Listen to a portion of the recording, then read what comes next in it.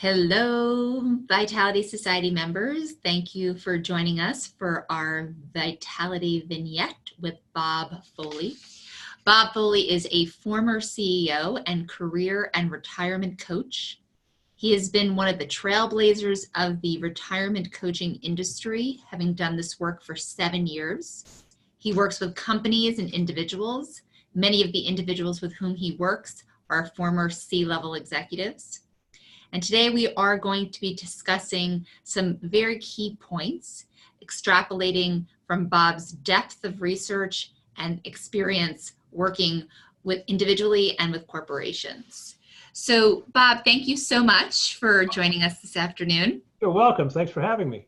Yes, so tell us, I think where we want to start is drawing on your 7 years. We could really distill it down to 3 key themes. And I want to give people 3 basic points that they can walk away with.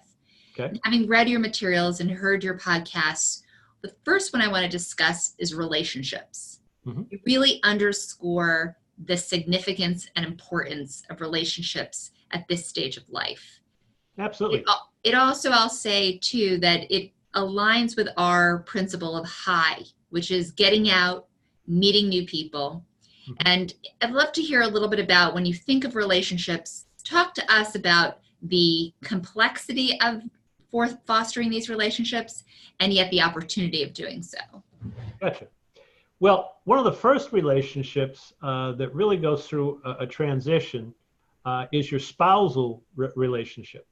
As a matter of fact, the rules of engagement actually change. And through this change, what starts to happen sometimes is if there has not been good communication before the retirement actually happened, sometimes there can be this point of ostracism because the spouse says to themselves, "You're the one retiring, not me. I have my own life that I've been living for all that time you've been working. I've had my own life and I have my way of doing things." So we really have to talk through what's going to happen, especially over the next 10 years as all this evolves, and how it also affects when I decide to retire, if I do at all. The next Bob, I just want to jump in for a second in this dialogue and say that the gray divorce rate is very high and on the rise. It's the fastest growing group that's going through divorce because many times what happens is that there was this natural point where people would be away from each other because of their jobs. And then all of a sudden that's gone and they're together too much. And what happens is they find out that too much togetherness is not good. Interesting. So go ahead. You were about to say another relationship that's quite important. Is with your adult children. Mm-hmm. Because your adult children, have your dear old dad or your great mom, and when you have to stop being maybe as giving them as much philanthropy as you have in the past, because are living on a fixed income, this can become quite a shock to them. And at the same time, there's also the friends you have at work. That relationship changes because now many times they have a hard time relating to you because you don't have anything any longer in common. And that's the thing that really kind of affects you, because you're taking that personally when in effect what's really happening is you were part of a group and you're no longer part of a group. So it really is incumbent upon you to go out and to join new groups so that you can continue to socialize well. And that's one of the biggest things about retirement, is keeping yourself socially active, because right. That's the way to keep your mental health in a good place. So let's take a step back for a second with adult children, because I believe that there's a parental currency as a grandparent. There's money for certain, Yeah. And there's time. Yes. And if you could maybe speak a little bit about the intergenerational benefits of connecting and investing with the younger generations in totality, but certainly within your family. Well, there's no question about that. I mean, stop and think about the fact that if you are living with your family and your kids, and you're apart from your parents, let's say they live 300 and 400 miles away, then you can't go ahead and take advantage of they wanting to come and to spend some time with your children, their grandchildren. And what starts to happen is, as a society now, things are becoming more and more complex with childcare and the expense of childcare. And if we can reach a good point where the grandparent and the adult child form a relationship or form a bond, really, where the grandparent then comes a few days a week and takes care of the child care, which they get a big benefit from because they then get to have a special relationship with the grandchild. What starts to happen is the family starts to take care of themselves in ways that they never even thought of, and it can help to further enhance the adult child's career, because they don't have to worry about rushing to get their child out of daycare by 6 o'clock, or the kid gets locked up, or whatever happens. That's so true. And there was a recent article that was wonderful to read, that the benefit of intergenerational connection between a grandchild and, and a grandparent is mutually beneficial. There's no question about that. Right. And cognitively, mentally. And I know I grew up seeing my grandparents every week and continued to do that into my 40s when I had my last grandparent alive. And I really do emphasize the importance of that with my daughter. And I have to say, she loves that relationship and finds it as comforting and joyful as I did. That's terrific. That's great. Yeah. And it's very important, because you know why? It really gives the child a real look at where they've come from, and it gives them a real connection to the whole heredity thing within their family. Absolutely. And I also found it very comforting. You know, Yeah. if it ever came to be where I didn't like what my mom was saying or my brother was doing, there was always someone outside who can comfort me and support me, that I didn't have to see every minute, every day. And it just came with a lot of comfort and peacefulness that I have loved. Absolutely. And you just enunciated all the mental health reasons to be very close to your grandparents. Exactly. So we'll move on to the next one, Bob, in the spirit of making this a 15-minute program. So the second piece you talk a lot about is relevance. Yes. So first was relationships, and second is relevance. And the relevance piece you define as consistently with what we in our principles talk about: do. Go do. Work, paid, do volunteer work, sit on boards, engage in your community. So maybe you can speak a little bit about that. When you think about people wanting to enhance their relevance, how do they go about doing that, practically speaking? Right. Well, it's like everything else. You know, retirement is painted as this great time for relaxation, being on a beach, drinking different drinks, margaritas with Margaritaville, yeah. Yeah, or with little umbrellas in them and stuff like that, and that's okay for about 2 weeks. All right. The other side of it is that people then, because their work life now is gone or ended, they start to say to themselves, who am I, and what is my purpose? So that's where relevance comes in. So you have to go out and you have to seek out groups and organizations and different outlets that you can connect with. And the way you connect with that is by networking. And networking can be as easy as taking a look around your neighborhood and seeing who else is retired, and stopping by and saying hello and asking them, what groups they're associated with, and try to see if you can get them to help introduce you to one of these organizations that they're part of. So it's just like you network back during your business life, only now you're networking on a more social level. And you also speak quite a bit about, in the essence and the sense of remaining relevant, is skill building, so that your knowledge and expertise doesn't become obsolete, because you are always expanding your experience and your skills at the same time. So how do people go about doing that? How would you recommend they enrich their lives to expand their skill set? Well, here's the big thing. Your kids and your grandkids aren't going to come over and try to figure out what's wrong with their computer all the time. So there's a whole thing, there's a whole montage of things that you can take advantage of.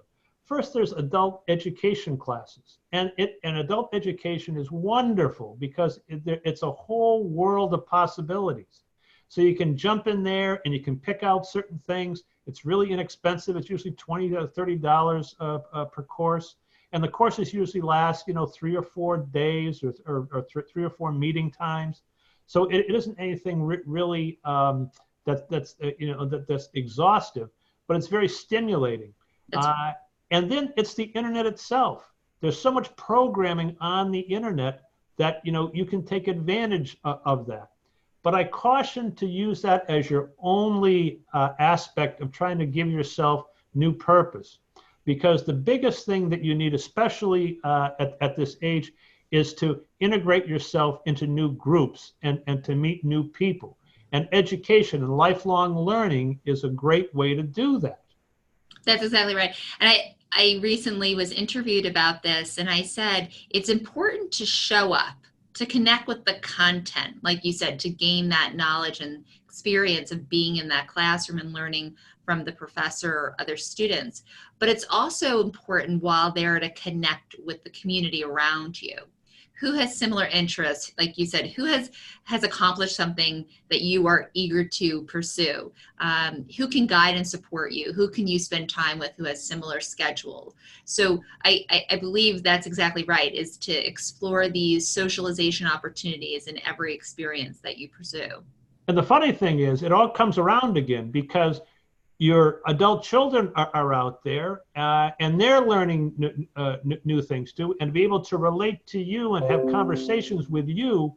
It's very, very important that you stay up on what's going on in the world and what new things are happening, so you can have meaningful dialogue with them.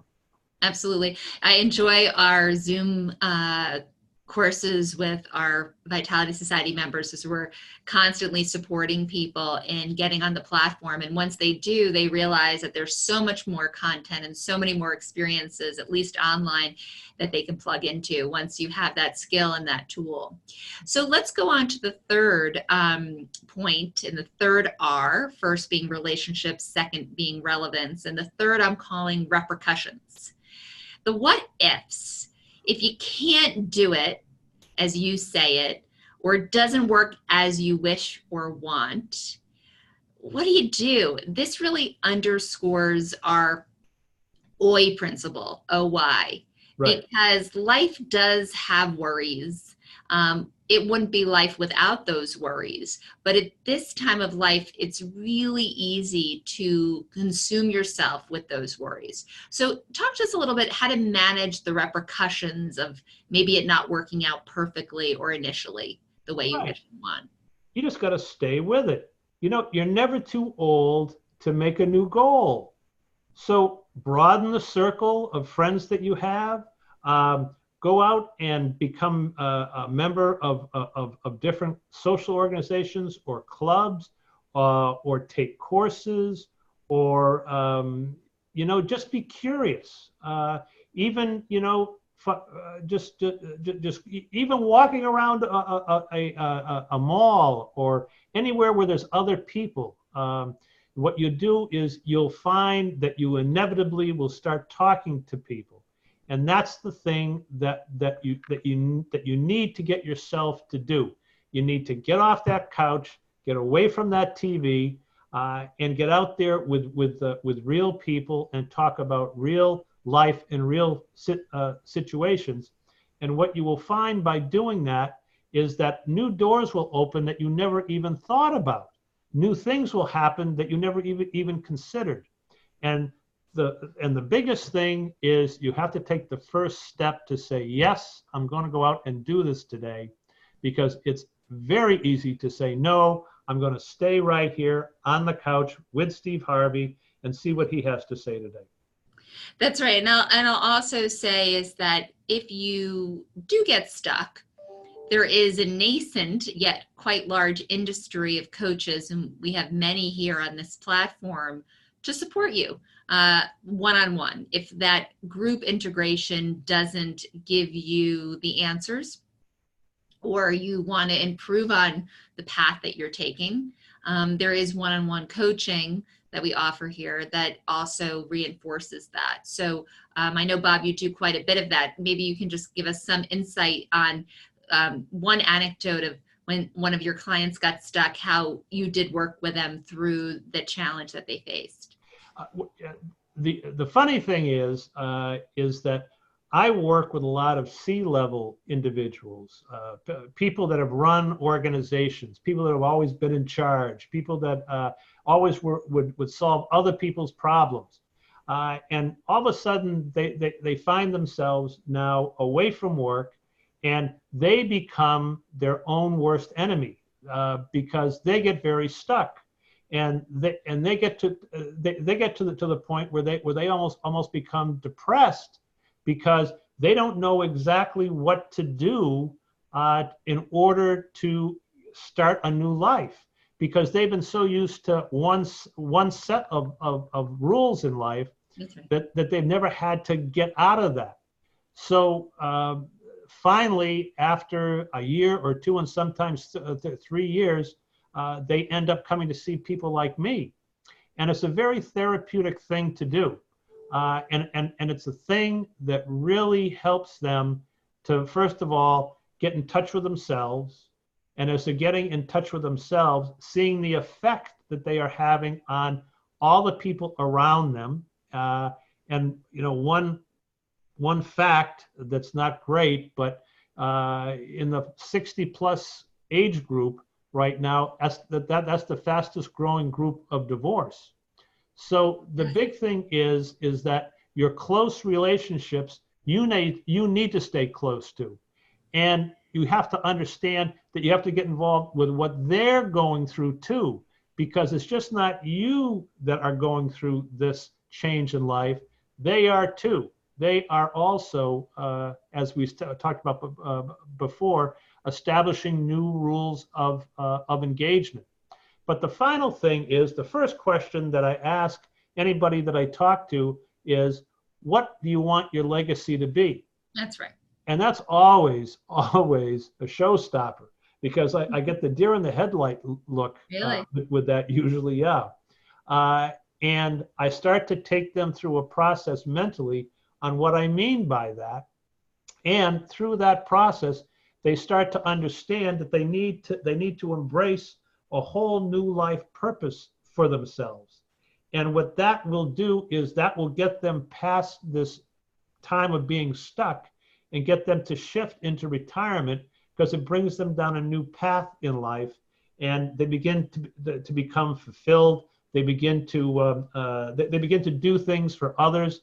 They begin to really start to crystallize what that legacy that they want to leave behind, so that when the day comes that they are to leave this earth, they have a feeling of accomplishment and fulfillment much greater than accomplishing a title, accomplishing a certain level of economic gain, or accomplishing, being a member of a certain golf club or whatever. Right. They not economic status, not right. Social status, but really fulfillment on a much deeper, more profound level. Exactly. Of feeling that you've made a difference in the world. Exactly. So, well, Bob, this was fantastic. I'll just wrap with this, that you've shared with us 5 key takeaways. So in our last minutes together, if you wouldn't mind sharing The three that I wanted to illuminate, like we talked about, we just discussed, but maybe you can wrap with your 5 key takeaways that everybody should know about and think about at this phase of their life at 60 and better to be at their best. Sure, absolutely.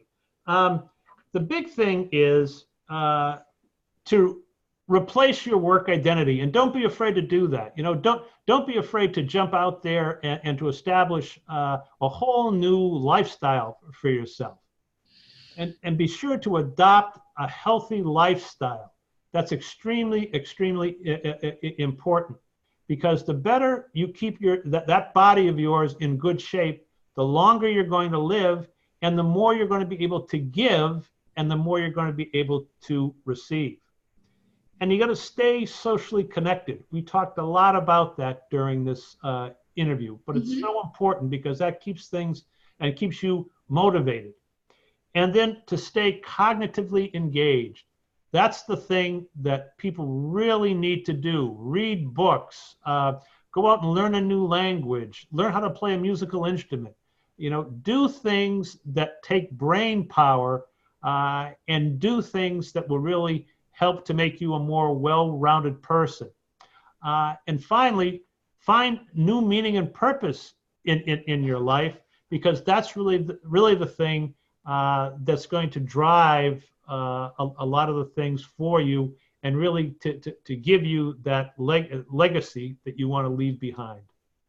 Wonderful, Bob. Well, thank you so much for sharing your vitality vision with us. And thank you, everybody, for listening. And we hope you'll be inspired by what you heard and live the best version of yourself. Thank you again, Bob. Thank you.